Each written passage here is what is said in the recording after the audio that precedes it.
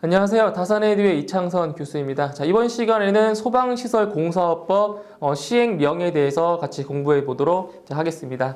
자, 먼저 소방시설공사업법 시행령 제2조에 해당하는 소방시설업의 등록 기준 및 영업 범위에 대한 내용입니다. 자, 첫 번째 보시게 되면 소방시설업에 등록을 하려는 자는 소방청장이 지정하는 금융회사 또는 소방산업공제조합이 자본금 기준 금액의 100분의 20 이상에 해당하는 금액의 담보를 제공받거나 현금의 예치 또는 출자를 받은 사실을 증명하여 발행하는 확인서를 시도지사에게 제출해야 된다. 그래서 소방시설업에 등록을 하려는 자는 지금 다음과 같은 증명하는 이제 확인서를 첨부해서 시도지사에게 제출을 해야 되는 거고요. 그 다음에 시도지사는 소방시설업의 등록 신청이 다음에 어느 하나에 해당되는 경우를 제외하고는 등록을 해줘야 한다. 그러니까 다음에 이 네 가지 경우에 대해서는 소방시설업에 등록을 해주지 않아도 되는 사항들입니다. 어떤 사항들이냐면 첫 번째, 등록 기준을 갖추지 못한 경우, 두 번째, 확인서를 제출하지 아니한 경우, 세 번째, 등록을 신청한 자가 소방시설업 등록 결격 사유 중 어느 하나에 해당하는 경우, 그리고 네 번째, 법령에 따른 제한에 위반되는 경우, 이 네 가지 사항을 제외하고는 소방시설업에 등록 신청을 하면 등록을 해줘야 된다는 얘기입니다. 자, 소방시설공사법 제4조 소방시설공사의 착공신고 대상에 대한 내용입니다. 자, 첫 번째 내용은 특정 소방대상물의 다음에 어느 하나에 해당하는 설비를 신설하는 공사예요. 신설. 그러니까 신설한다는 거는 새롭게 이제 그 설치를 설비한다는 얘기예요. 자, 보시면 첫 번째 보시면 옥내 소화전 설비죠. 호스릴 옥내전 소화전을 포함한 옥내 소화전 설비가 되겠고요. 그 다음에 옥외 소화전 설비, 그리고 스프링클러 설비, 그리고 간이 스프링클러 설비, 그다음 화재 조기 진압용 스프링클러 설비, 그다음 물 분무 소화 설비, 그리고 포소화 설비, 그리고 이산화탄소 소화 설비, 그다음에 할론 소화 설비, 그리고 할로겐 화합물 및 불활성 기체 소화 설비, 그다음 미 분무 소화 설비, 강화액 소화 설비, 그리고 분말 소화 설비, 연결 송수관 설비, 그다음 연결 살수 설비, 제연 설비, 그다음에 소화 용수 설비, 연소 방지 설비, 이런 것들이 새롭게 설치하는 설비에 대해서는 바로 여기서 착공 신고를 해야 된다는 얘기예요. 자, 그다음에 자동 화재 탐지 설비가 있고요. 그다음 비상 경보 설비, 그다음 비상 방송 설비, 그다음 비상 콘센트 설비, 자, 마지막으로 무선 통신 보조 설비가 있습니다. 자, 이 중에서도 이렇게 파란색으로 파랗게 써놓은 글씨를 시험에 나왔었던 거니까 반드시 암기해 주시면 됩니다.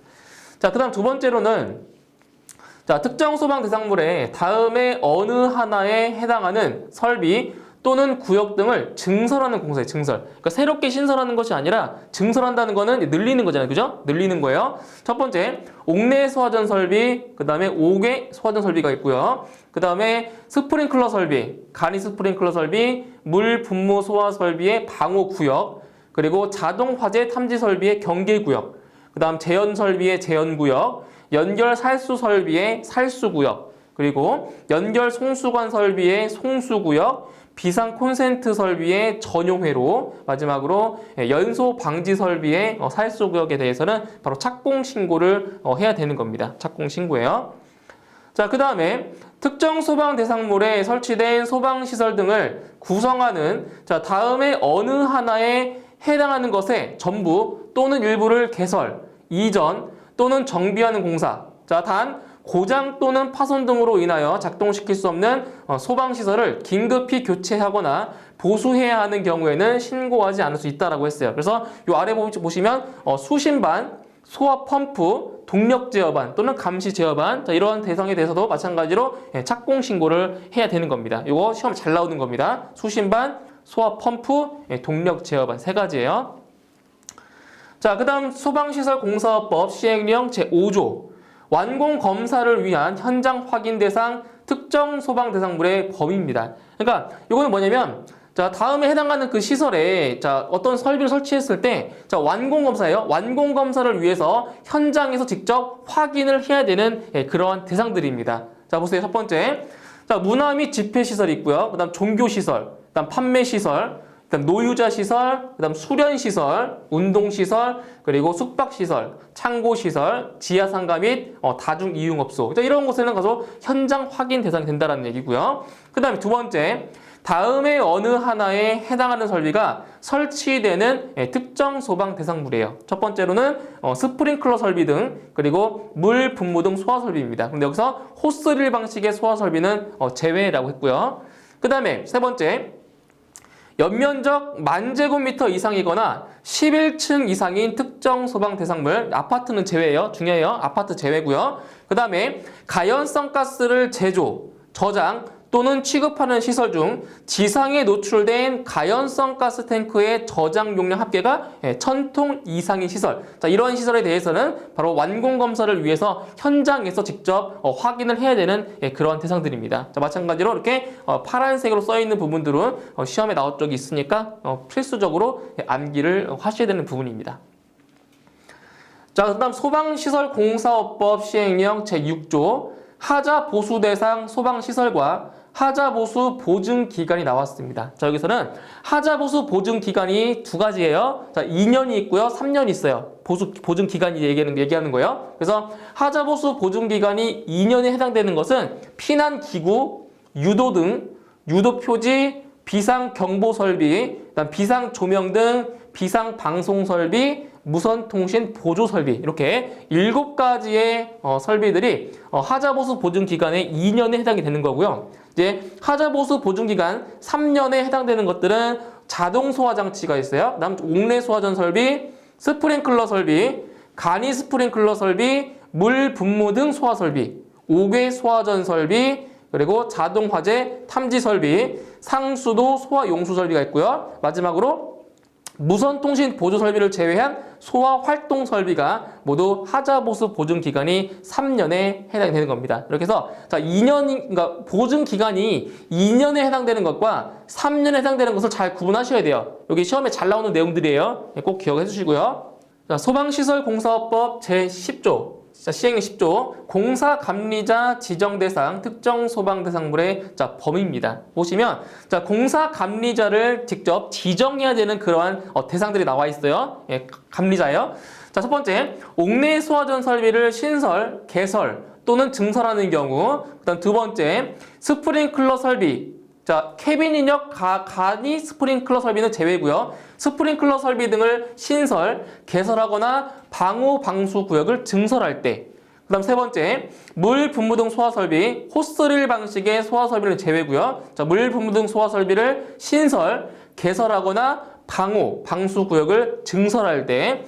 그다음 네 번째, 5개 소화전 설비를 신설, 개설 또는 증설할 때, 그리고 자동 화재 탐지 설비를 신설 또는 개설할 때, 그리고 여섯 번째, 비상 방송 설비를 신설 또는 개설할 때, 다음 일곱 번째, 통합 감시 시설을 신설 또는 개설할 때, 다음 여덟 번째, 비상 조명 등을 신설 또는 개설할 때, 그리고 아홉 번째, 소방 용수 설비를 신설 또는 개설할 때. 마찬가지로 이렇게 파란색 글씨는 시험에 나온 적이 있었던 거예요.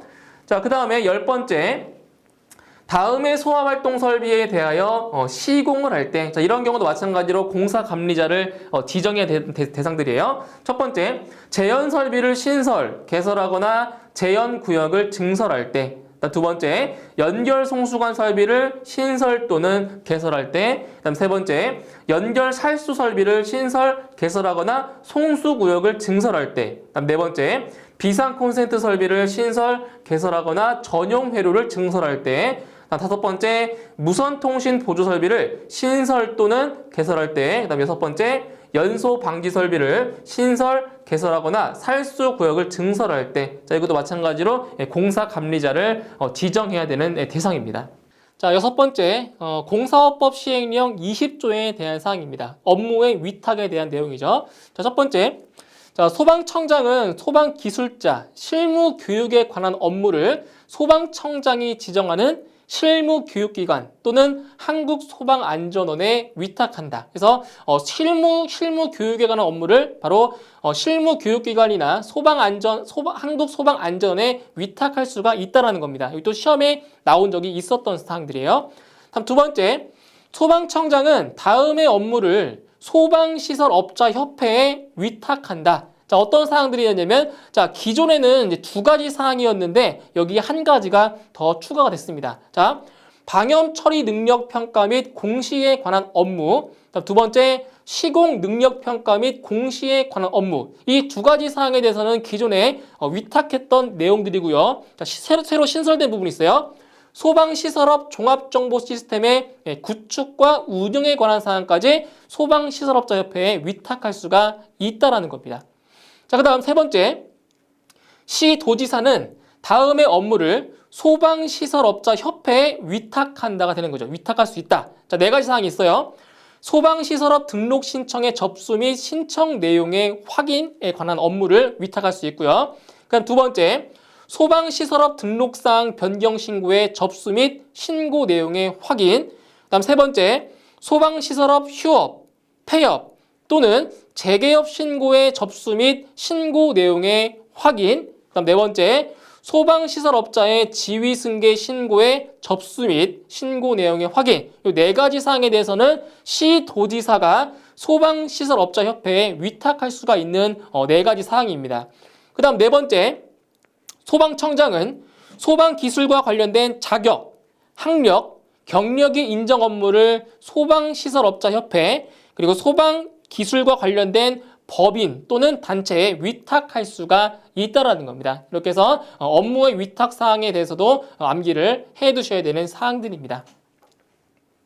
자, 그 다음 소방시설공사업법 시행령 별표 1에 대한 내용입니다. 자, 어떤 내용이냐면 소방시설업의 업종별 등록 기준 및 영업 범위에 해당됩니다. 소방시설업의 업종별, 그러니까 소방시설 설계업, 그 다음에 뭐 소방시설 공사업, 소방시설 감리업에 대한 그러한 등록 기준과 그리고 영업 범위에 대해서 나온 겁니다. 자, 먼저 소방시설 설계업에 대한 등록 기준과 영업 범위를 이제 보도록 할게요. 먼저 자, 전문 소방시설 설계업이에요. 전문 소방시설 설계업 같은 경우는 자, 기술 인력으로는 주된 기술 인력은 소방기술사 1명 이상이 있어야 되고요. 그리고 보조 기술 인력으로는 1명 이상 갖춰져 있어야 되는 겁니다. 기술 인력이. 그리고 영업 범위는 모든 특정 소방 대상물에 설치되는 소방시설의 설계, 바로 이렇게 전문 소방시설 설계업을 영업 범위를 볼 수가 있어요.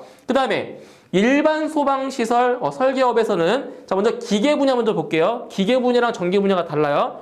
자, 기계 분야의 주된 기술 인력은 소방기술사 또는 기계 분야 소방설비기사 1명 이상이 있어야 되고요. 그리고 보조 기술 인력 1명 이상이 있어야 됩니다. 그 다음에 영업 범위를 보시면 아파트에 설치되는 기계 분야의 소방시설인데 재현설비는 제외예요. 그래서 재현설비를 제외한 아파트에 설치되는 기계 분야 소방시설의 설계, 그리고 연면적 3만 제곱미터 미만의 특정 소방 대상물에 설치되는 기계 분야의 소방시설의 설계인데, 여기서 중요한 것은 공장의 경우에는 연면적이 얼마? 10,000제곱미터 미만인 겁니다. 공장을 제외하면은 연면적 3만 제곱미터 미만이고 공장의 경우에만 10,000제곱미터 미만입니다. 이거 꼭 기억하셔야 됩니다. 그 다음 위험물 제조소 등에 설치되는 기계 분야 소방시설의 설계. 자, 이렇게 해서 영업 범위가 나와 있고요. 그 다음에 자, 전기 분야 같은 경우에는 자, 기술 인력으로 주된 기술 인력은 소방기술사 또는 전기 분야 소방설비기사 1명 이상이 있어야 되고요. 그 다음에 보조 기술 인력으로는 1명 이상 갖추고 있어야 됩니다. 그 다음에 영업 범위는 재현설비를 제외한 아파트에 설치되는 전기 분야 소방시설의 설계와 그 다음 연면적 3만 제곱미터 미만의 특정 소방 대상물에 설치되는 전기 분야 소방시설의 설계. 근데 여기서 마찬가지로 공장의 경우에는 연면적 10,000제곱미터 미만이 되는 겁니다. 공장. 그 다음 위험물 제조소 등에 설치되는 전기 분야 소방시설의 설계가 바로 영업 범위가 되는 겁니다. 이렇게 해서 전문 소방시설 설계업과 그리고 일반 소방시설 설계업을 잘 구분해서 암기를 해 주셔야 되는 겁니다. 자, 그럼 여기서 소방시설업의 보조 기술 인력의 등록 기준 나왔어요. 자, 보시면 여기에 자, 전문 기술 인력으로 보조 기술 인력 1명 이상을 갖춰야 된다고 했죠. 그죠? 그때의 보조 기술 인력이 누구냐? 이런 것들이에요. 이런 것들. 보세요. 소방시설업의 보조기술 인력의 등록 기준은 소방기술사, 소방설비기사 또는 소방설비산업기사 자격을 취득한 사람. 그 다음 두 번째, 소방공무원으로 재직한 경력이 3년 이상인 사람으로서 자격수첩을 발급받은 사람. 그리고 세 번째, 행정안전부령으로 정하는 소방기술과 관련된 자격, 경력 및 학력을 갖춘 사람으로서 자격수첩을 발급받은 사람. 자, 이러한 사람들이 뭐예요? 바로 보조기술 인력으로 쓸 수가 있다는 겁니다. 그죠? 자, 그 다음 두 번째, 소방시설 공사업이에요. 이번에 소방시설 공사업. 자, 여기도 마찬가지로 전문 소방시설 공사업이 있고요. 그리고 일반 소방시설 공사업이 있습니다. 그럼 먼저 전문 소방시설 공사업의 기술 인력을 보시면, 자, 주된 기술 인력으로는 소방기술사 또는 기계 분야와 전기 분야의 소방설비기사 각 1명입니다. 각각 1명 이상. 각각이에요. 각각. 그리고 보조 기술 인력으로는 2명 이상이 있어야 되고요. 그 다음에 자본금이에요. 자본금. 자, 자본금인데 법인 같은 경우에는 개인 같은 경우에는 자산평가액으로 평가를 하는 거예요. 그래서 법인은 1억 원 이상 있어야 되고요. 개인은 자산평가액으로서 마찬가지로 1억 원 이상이 있어야 소방시설 공사업을 등록할 수가 있다는 거예요. 아시겠죠? 자본금이. 그 다음에 영업 범위는 특정 소방 대상물에 설치되는 기계 분야 및 전기 분야 소방시설의 공사, 개설, 이설 및 정비에 대한 그러한 영업을 할 수가 있다는 겁니다. 이거는 전문 소방시설 공사업이에요. 자, 그 다음, 자, 일반 소방시설 공사업인데 이것도 마찬가지로 기계 분야와 전기 분야가 지금 나눠져 있습니다. 자, 먼저 기계 분야를 보시면 주된 기술 인력은 소방기술사 또는 기계 분야 소방설비기사 1명 이상이고요. 그리고 보조 기술 인력으로는 1명 이상이 있어야 됩니다. 자, 그 다음 자본금은 법인인 경우에는 1억 원 이상이고요. 개인인 경우에는 자산평가액을 기준으로 1억 원 이상이 있어야 되는 거고요. 그 다음 영업 범위를 보시면 연면적 10,000제곱미터 미만의 특정 소방 대상물에 설치되는 기계 분야 소방시설의 공사, 개설, 이전 및 정비에 관한 업무를 할 수가 있고요. 영업을. 두 번째로는 위험물 제조소 등에 설치되는 기계 분야 소방시설의 공사, 개설, 이전 및 정비에 대한 영업을 할 수가 있다는 겁니다. 자, 그 다음에 일반 소방시설 공사업 중에서 이번엔 전기 분야입니다. 전기 분야. 자, 전기 분야에서 기술 인력으로 주된 기술 인력으로는 소방기술사 또는 전기 분야 소방설비기사 1명 이상이 있어야 되고요. 이제 보조 기술 인력으로는 1명 이상 있어야 되는 겁니다. 인력으로. 그 다음에 자본금은 똑같아요. 법인인 경우에는 1억 원 이상이 있어야 되고요. 개인인 경우에는 자산평가액으로 1억 원 이상이 있어야 되는 겁니다. 다음에 영업 범위는 연면적 10,000제곱미터 미만의 특정 소방 대상물에 설치되는 전기 분야 소방시설의 공사, 개설, 이전 및 정비에 대한 영업을 할 수가 있고요. 그 다음에 위험물 제조소 등에 설치되는 전기 분야 소방시설의 공사, 개설, 이전 및 정비에 대한 영업을 할 수가 있다는 겁니다. 자, 여기까지가 소방시설 공사업에 대한 등록 기준과 영업 범위가 되는 거예요. 자, 그 다음 세 번째, 자, 소방공사 감리업입니다. 감리업. 자, 소방공사 감리업도 마찬가지로 기술 인력과 자, 영업 범위가 있어요. 자, 먼저 전문 소방공사 감리업을 볼게요. 전문 소방공사 감리업이에요. 그러면 여기서 기술 인력은 뭐냐? 소방기술사 1명 이상 또는 기계 분야 및 전기 분야의 특급 감리원 각 1명 이상이에요. 각각 1명 이상. 그 다음 기계 분야 및 전기 분야의 고급 감리원 이상의 감리원 각 1명 이상.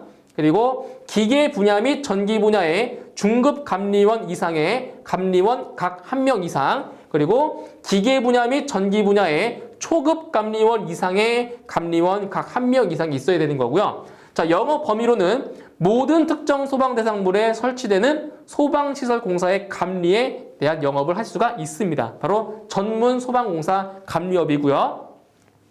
그 다음에 일반 소방공사 감리업인데 여기도 기계 분야와 전기 분야로 나눕니다. 먼저 기계 분야를 보시면 기술 인력으로 기계 분야 특급 감리원 1명 이상 그리고 기계 분야 고급 감리원 또는 중급 감리원 이상의 감리원 1명 이상, 그리고 기계 분야 초급 감리원 이상의 감리원 1명 이상이 있어야 됩니다. 그 다음 영업 범위로는 연면적 3만 제곱미터 미만의 특정 소방 대상물에 설치되는 기계 분야 소방시설의 감리인데, 마찬가지로 공장의 경우에는 연면적 10,000 제곱미터 미만이 되는 겁니다.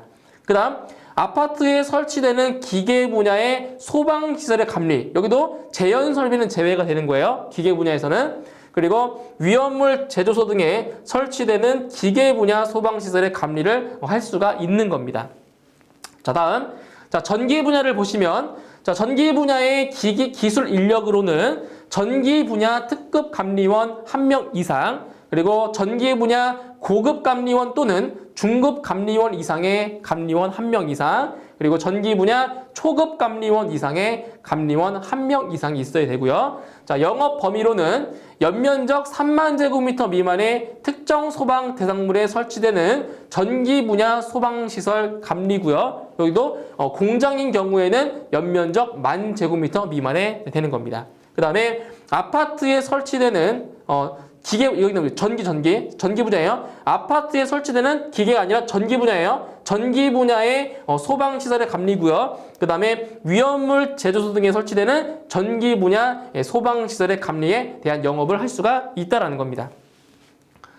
자, 그 다음 네 번째, 방염 처리업이죠. 마지막으로. 자, 방염 처리업은 여기서 마찬가지로 방염 처리업의 종류를 알고 계셔야 돼요. 이 세 가지 종류예요. 방염 처리업에는 섬유류 방염업, 그리고 합성 수지류 방염업, 마지막으로 합판 목재류 방염업, 이렇게 세 가지를 꼭 알고 계셔야 돼요. 그래서 방염 처리업이 아닌 것을 찾아라, 이런 게 문제에 나오기 때문에 이 세 가지 꼭 기억하셔야 돼요. 업종별로. 그 다음에 실험실 같은 경우는 면적에 관계없이 1개 이상을 갖추고 있어야 됩니다. 방염 처리업은 면적에 관계없이 1개 이상을 갖춰야 되고요. 자, 여기서 각각 업종별로 어떠한 영업을 할 수 있는지 그 내용을 한번 보도록 할게요. 첫 번째, 섬유류 방염업은 커튼, 카펫 등 섬유류를 주된 원료로 하는 방염 대상 물품을 제조 또는 가공 공정에서 방염 처리하는 영업을 섬유류 방염업이라고 하고요. 그 다음에 합성 수지류 방염업은 합성 수지류를 주된 원료로 하는 방염 대상 물품을 제조 또는 가공 공정에서 방염 처리하는 업무를 바로 합성 수지류 방염업이라고 하는 거예요. 마지막으로 합판 목재류 방염업은 합판 또는 목재류를 제조, 가공 공정 또는 설치 현장에서 방염 처리하는 것을 합판 목재류 방염업이라고 하는 겁니다. 그래서 중요한 것은 이거예요. 방염 처리업의 종류 세 가지 기억해 주시고요. 그리고 실험실은 면적에 관계없이 1개 이상을 갖춘다는 거 꼭 기억을 하고 계시면 됩니다. 자, 그 다음 소방시설공사법 시행령 별표 1의 2에 대한 사항입니다. 성능 위주 설계를 할 수 있는 자의 자격, 기술 인력, 그리고 자격에 따른 설계 범위에 대한 내용입니다. 성능 위주 설계입니다. 자, 먼저 설계 위주 설계자의 자격이에요. 자, 어떤 사람들이 있냐? 전문 소방시설 설계업을 등록한 자, 그리고 전문 소방시설 설계업 등록 기준에 따른 기술 인력을 갖춘 자로서 소방청장이 정하여 고시하는 연구기관 또는 단체가 되겠고요. 그때의 기술 인력, 중요한 겁니다. 그때의 기술 인력은 소방기술사 2명 이상 있어야 돼요. 이게 중요한 거예요. 그래서 성능 위주 설계를 할 때 기술 인력은 소방기술사 몇 명? 2명 이상이라는 거. 이거 꼭 기억하셔야 됩니다. 그 다음 설계 범위로는 화재 예방, 소방시설 설치 유지 및 안전관리에 관한 법률 시행령 제15조의 3에 따라 성능 위주 설계를 해야 하는 특정 소방 대상물이 바로 설계 범위가 되는 겁니다. 이거는 앞에서 다 설명드렸던 거예요. 이 내용은. 자, 소방시설공사법 시행령 별표 2. 자, 소방기술자의 배치 기준에 대한 사항입니다. 자, 여기 보시면 소방기술자의 배치 기준과 그리고 소방시설공사의 현장의 기준이 나와 있어요. 이걸 잘 매치하셔가지고 암기를 하셔야 되는 내용이에요. 자, 첫 번째 보시면 행정안전부령으로 정하는 특급 기술자인 소방기술자입니다. 뭐라고요? 특급 기술자예요. 특급 기술자. 자, 그때 현장 기준이 뭐냐? 연면적 20만 제곱미터 이상인 특정 소방 대상물의 공사 현장과 그리고 지하층을 포함한 층수가 40층 이상인 특정 소방 대상물의 공사 현장. 자, 이러한 현장 같은 경우에는 뭐라고요? 특급 기술자를 바로 배치를 해야 되는 얘기입니다. 그죠? 특급 기술자. 그 다음에 행정안전부령으로 정하는 고급 기술자 이상의 소방 기술자입니다. 고급 기술자 이상이에요. 자, 연면적 3만 제곱미터 이상, 20만 제곱미터 미만인 특정 소방 대상물의 공사 현장입니다. 아파트는 제외고요. 그리고 지하층을 포함한 층수가 16층 이상, 40층 미만인 특정 소방 대상물의 공사 현장. 자, 이러한 현장에는 바로 고급 기술자 이상의 소방 기술자를 배치를 해야 되는 거고요. 그 다음에 행정안전부령으로 정하는 중급 기술자 이상의 소방 기술자입니다. 중급 기술자 이상. 자, 보세요. 호스를 방식의 소화 설비를 제외한 물 분무 등 소화 설비 또는 재현 설비가 설치된 특정 소방 대상물의 공사 현장, 그리고 연면적 5,000제곱미터 이상 3만 제곱미터 미만인 특정 소방 대상물의 공사 현장. 자, 마찬가지로 아파트는 제외가 되는 거예요. 그 다음에 연면적 10,000제곱미터 이상 20만 제곱미터 미만인 아파트의 공사 현장입니다. 그러니까 아파트는 여기 나와 있는 거예요. 그죠? 아파트는 이거예요. 연면적 10,000제곱미터 이상 20만 제곱미터 미만인 아파트의 공사 현장. 자, 이런 곳에는 바로 중급 기술자 이상의 소방 기술자를 배치를 해야 됩니다. 그 다음에 행정안전부령으로 정하는 초급 기술자 이상의 소방 기술자의 배치 현장. 보시면 연면적 1,000제곱미터 이상 5,000제곱미터 미만인 특정 소방 대상물의 공사 현장. 아파트는 제외고요. 그리고 연면적 1,000제곱미터 이상 10,000제곱미터 미만인 아파트의 공사 현장, 그리고 지하구의 공사 현장. 자, 이러한 현장에는 바로 초급 기술자 이상의 소방 기술자를 배치를 하는 겁니다. 자, 그 다음 자격 수첩을 발급받은 소방 기술자는 연면적 1,000제곱미터 미만인 특정 소방 대상물의 공사 현장에는 배치할 수 있습니다. 자격 수첩을 발급받은 소방 기술자입니다. 이렇게 해서 소방 기술자의 그 배치 인원과 그 다음에 여기는 현장까지 배치시켜가지고 암기를 하셔야 되는 부분입니다. 자, 그 다음 소방시설공사법 시행령 별표 3 소방공사감리 대상에 대한 내용입니다. 자, 여기 보시면 상주공사감리라는 것이 있고요. 자, 일반 공사감리가 있는데 여기서 상주공사감리와 일반 공사감리의 대상들이 나와 있습니다. 중요한 거는 일반 공사감리보다는 상주공사감리가 시험에서 잘 나와요. 요거 암기해 주시면 돼요. 자, 그럼 먼저 상주공사감리의 대상에는 뭐가 있냐면 연면적 3만 제곱미터 이상의 특정 소방 대상물에 대한 소방시설의 공사인데 여기서는 아파트는 제외입니다. 아파트는. 그러면 아파트는 어떤 것들이 있냐? 지하층을 포함한 층수가 16층 이상으로서 500세대 이상인 아파트에 대한 소방시설의 공사에는 바로 상주공사감리를 해야 되는 거고요. 그 다음에 일반 공사감리는 상주공사감리에 해당하지 않는 소방시설의 공사에는 일반 공사감리를 하는 겁니다. 그러니까 여기 위에서 말씀드린 거 있죠. 이거 이외의 현장의 공사에 대해서는 전부 다 일반 공사감리를 한다라는 겁니다. 그래서 중요한 거는 상주공사감리에서 이 연면적 3만 제곱미터 이상이라는 거, 그리고 지하층을 포함한 층수가 16층 이상, 그리고 세대수가 500세대 이상인 것. 이 수치를 꼭 기억을 하셔야 돼요. 상주공사감리예요. 자, 그 다음 소방시설공사법 시행령 별표 4 소방공사감리원의 배치 기준입니다. 소방공사감리원이에요. 감리. 자, 보세요.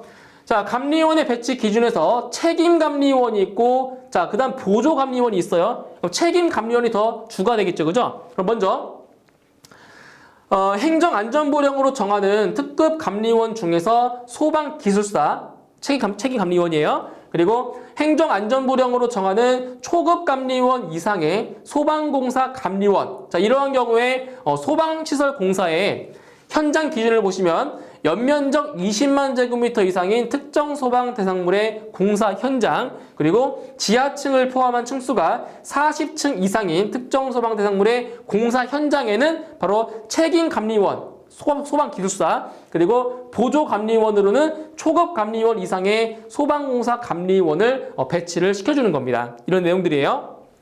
자, 그 다음에 책임감리원으로 행정안전부령으로 정하는 특급감리원 이상의 소방공사 감리원이 있고요. 그 다음 보조감리원으로는 행정안전부령으로 정하는 초급감리원 이상의 소방공사 감리원을 배치해야 되는 현장은 바로 연면적 3만 제곱미터 이상 20만 제곱미터 미만인 특정 소방대상물의 공사 현장, 아파트는 제외고요. 지하층을 포함한 층수가 16층 이상 40층 미만인 특정 소방 대상물의 공사 현장에는 이러한 감리원을 배치를 한다라는 겁니다. 자, 다음 행정안전부령으로 정하는 고급감리원 이상의 소방공사 감리원을 책임감리원으로 하고, 그 다음 행정안전부령으로 정하는 초급감리원 이상의 소방공사 감리원을 이제 보조감리원으로 배치하는 그러한 공사 현장은 호스릴 방식의 소화설비를 제외한 물 분무등 소화설비 또는 제연설비가 설치되는 특정 소방 대상물의 공사 현장과, 그리고 연면적 3만 제곱미터 이상 20만 제곱미터 미만인 아파트의 공사 현장에는 이러한 감리원들을 배치를 한다라는 겁니다. 자, 다음 행정안전부령으로 정하는 중급감리원 이상의 소방공사 감리원을 배치해야 하는 현장은 바로 연면적 5,000제곱미터 이상 3만 제곱미터 미만인 특정 소방 대상물의 공사 현장에 배치할 수가 있고요. 그 다음에 행정안전부령으로 정하는 초급감리원 이상의 소방공사 감리원을 배치할 수 있는 현장은 연면적 5,000제곱미터 미만인 특정 소방 대상물의 공사 현장과 지하구의 공사 현장에 바로 초급감리원 이상의 소방공사 감리원을 배치할 수가 있는 겁니다. 이렇게 해서 공부해 주시고요. 자, 그다음 소방시설공사법 시행령 별표 5에 대한 사항입니다. 자, 과태료의 부과 기준입니다. 자, 화면을 쭉 보시면 자, 과태료의 부과 기준이 자, 이렇게 많은 내용들이 나와 있어요. 근데 보시면 자, 이 내용은 시험에 출제된 적이 없어요. 없기 때문에 자, 한번 이거는 눈으로 한번 읽고 넘어가시면 돼요. 자, 하나씩 짚어볼게요. 자, 위반 행위와 그리고 과태료의 금액인데 자, 한 번 위반했을 때 그리고 두 번 위반했을 때 세 번 이상 위반했을 때에 따라서 과태료의 금액이 달라지는 거예요. 먼저 볼게요.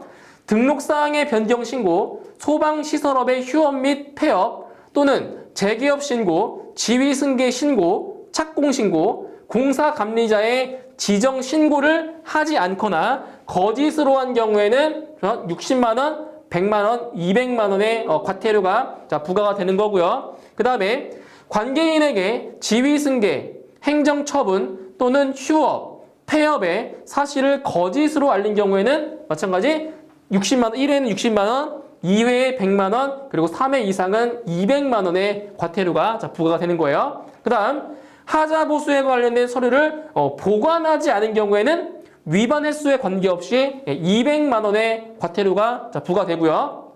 그 다음 소방기술자를 공사 현장에 배치하지 않았을 경우에도 마찬가지로 200만 원의 과태료가 부과되고요. 그 다음 완공검사를 받지 않은 경우에도 횟수에 관계없이 200만 원의 과태료가 부과되는 겁니다.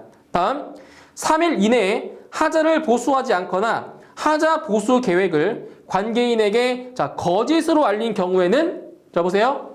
4일 이상 30일 이내에 보수하지 않은 경우에는 60만 원, 30일을 초과하도록 보수하지 않은 경우에는 100만 원, 그리고 거짓으로 알린 경우에는 200만 원의 과태료가 부과됩니다. 자, 다음 감리관계 서류를 인수인계하지 않은 경우에는 횟수에 관계없이 200만 원, 그다음 감리업자의 배치 통보 및 변경 통보를 하지 않거나 거짓으로 통보한 경우에는 1회에 60만 원, 2회에 100만 원, 3회 이상은 200만 원의 과태료가 부과가 됩니다. 그 다음 방염 성능 기준 미만으로 방염을 한 경우에는 200만 원, 방염 처리 능력 평가에 필요한 자료 제출을 거짓으로 한 경우에도 200만 원, 그 다음 도급 계약 체결 시 의무를 이행하지 않은 경우에는 어떤 경우냐면 하도급 계약의 경우에는 하도급 받은 소방시설업자는 제외가 되는 거예요. 그래서 도급 계약 체결 시 의무를 이행하지 않은 경우에는 200만 원의 과태료가 부과되고요. 그리고 하도급 등의 통지를 하지 않은 경우에는 1회에 60만 원, 2회에 100만 원, 3회 이상인 경우에 200만 원이 부과되는 겁니다. 그다음 시공 능력 평가에 필요한 자료 제출을 거짓으로 한 경우에는 200만 원, 마지막으로 소방시설업의 감독을 위하여 필요한 명령을 위반하여 보고 또는 자료 제출을 하지 않거나 거짓으로 보고 또는 자료 제출을 한 경우에는 1회에 60만 원, 2회에 100만 원, 3회 이상은 200만 원의 과태료가 부과되게 되는 겁니다. 이렇게 해서 암기할 내용이 상당히 많지만 그래도 시험에 나올 가능성은 있는 내용들이에요. 꼭 한 번씩 짚어보고 넘어갈 필요가 있는 겁니다. 자, 이렇게 해서 이번 시간에는 소방시설공사법 시행령에 대해서 같이 알아봤고요. 다음 시간에는 소방시설공사법 시행규칙에 대해서 공부해 보도록 하겠습니다. 수고하셨습니다.